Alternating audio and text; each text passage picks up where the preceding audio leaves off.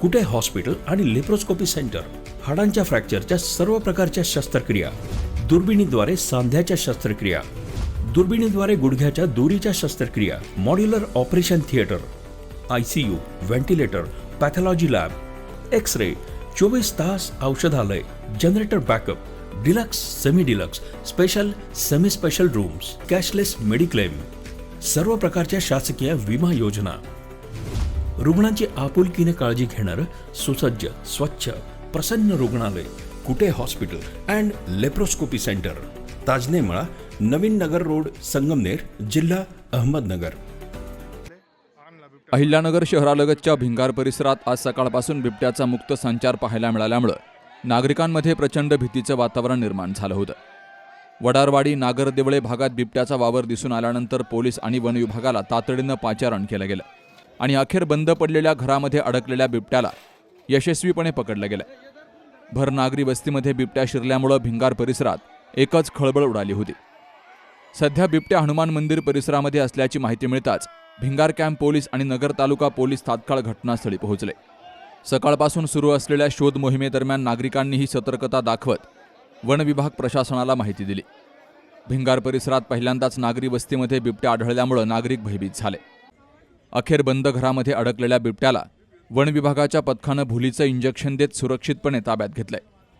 हा बिबट्या घरामध्ये अडकला होता, तर सध्या हा बिबट्या पूर्णपणे सुरक्षित आहे असं प्राणीमित्र हर्षल कटारिया यांनी सांगितलंय. आज नागरदेवळे परिसरात बेलेश्वर कॉलनी या ठिकाणी एक साधारण 1-1.5 वर्षाचा बिबट्या आला होता.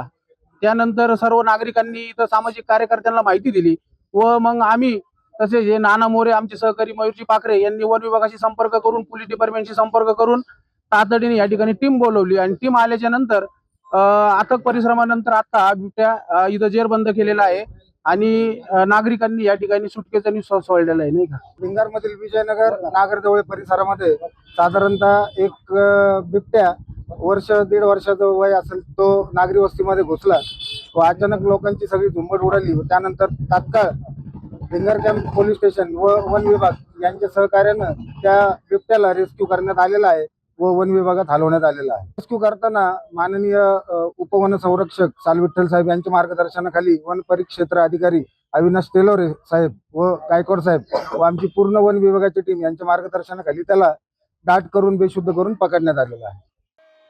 Shubham Pacharne, C news Marathi, Ahilyanagar.